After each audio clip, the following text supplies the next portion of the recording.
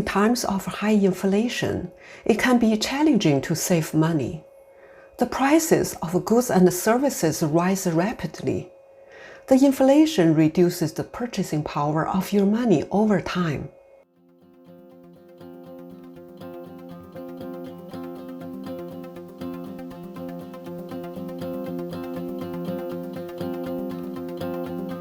However, it's not impossible to save money as much as you can. Here are some of the best ways to save money based on my personal experiences during periods of high inflation.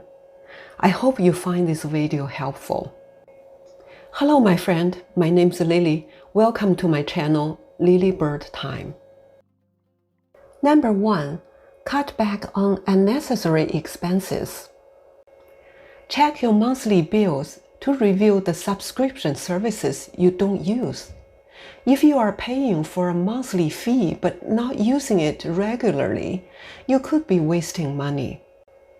This could be for things like gym memberships, streaming services, or magazine subscriptions. Evaluate each service to determine if you are using it enough to justify the cost. Consider canceling any services you haven't used in the last month or two.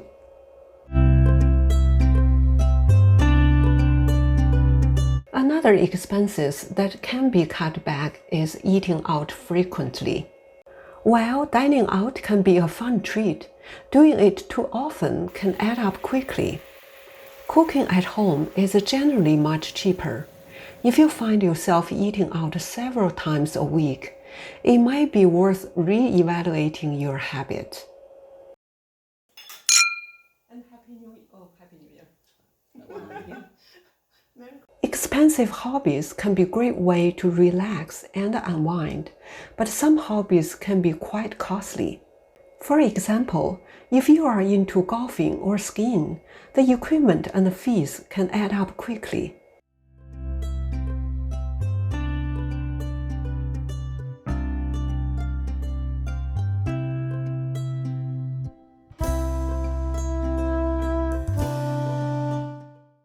Not handy in life costs money. Being handy in life can definitely save you a lot of unnecessary expenses. We refurbished this barbecue by replacing a critical part. Now it is working great, just like new.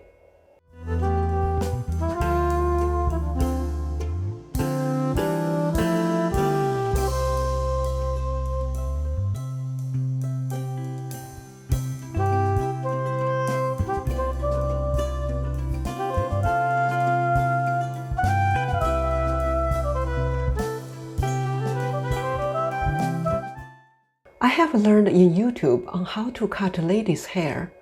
Now I'm able to trim my mom's hair every month.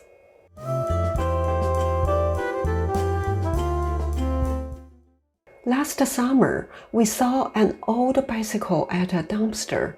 We picked it up, cleaned it, fixed the broken components, painted, and made a little cute bicycle planter.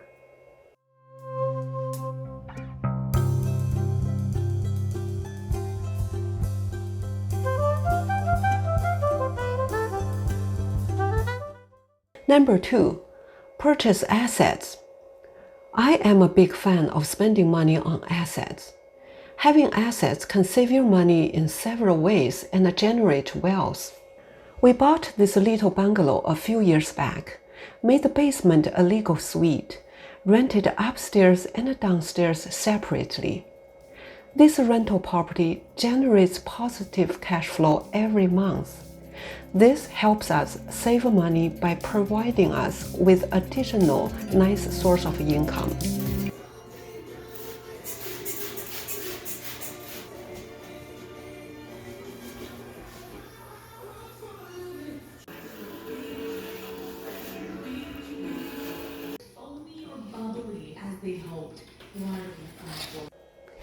Dividend stocks and precious metals are also assets that provide you additional income and reserve your wealth.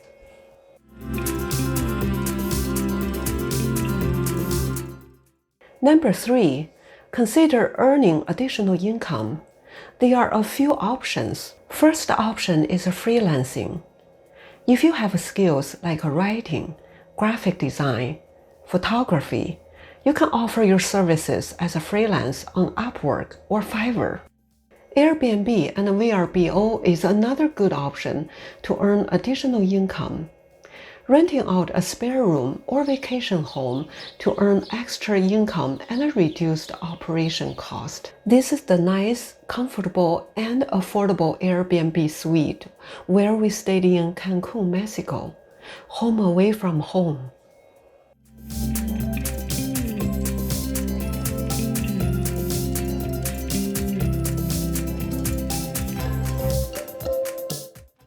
Buy and sell can earn additional income.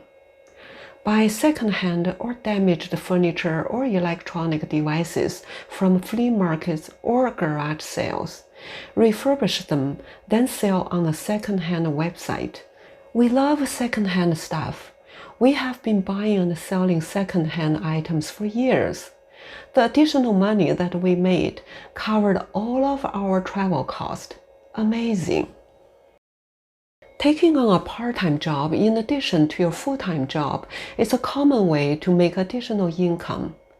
This could include things like working in retail, food service, or customer service, Uber or food delivery.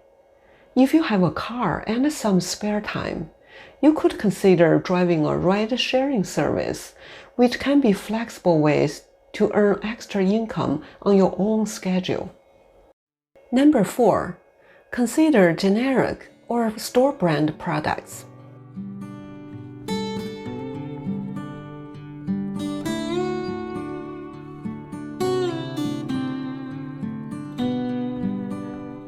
Here are some examples that I normally buy generic or store brand products. Grocery shopping, over-the-counter medications, cleaning supplies, and office supplies. Many generic or store brand products are of a comparable quality to name brand products, but at a low price.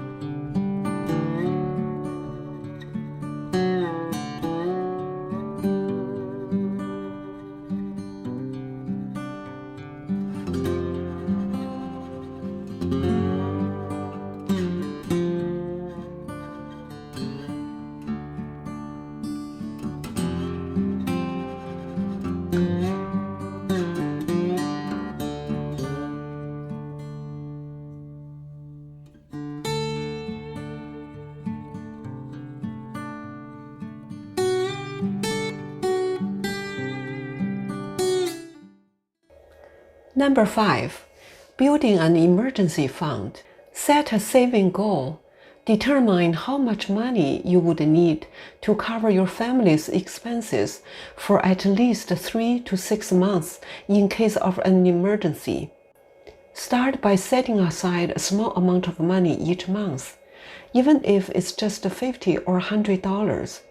Be consistent and commit to adding to your emergency fund regularly.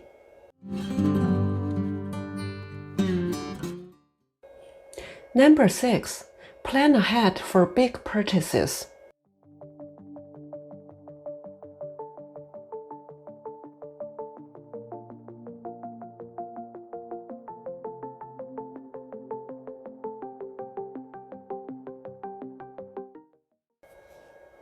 If you need to make a big purchase, plan ahead and save up for it. This will help you avoid taking on debt and paying interest. For example, we know we will need to replace a big appliance. We wait till Christmas time. We usually purchase our appliances from open box items right after Christmas. There might be a small dent, but the overall quality is good and the price is much cheaper. We also purchase our vehicles within 5 years old, still under warranty with minimum mileage. That is significantly less expensive than buying a new one.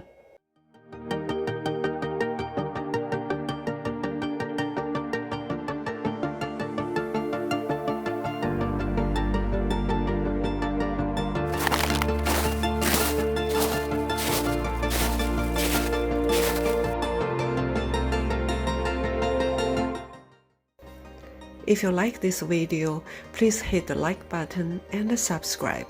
Thanks for watching. See you next time.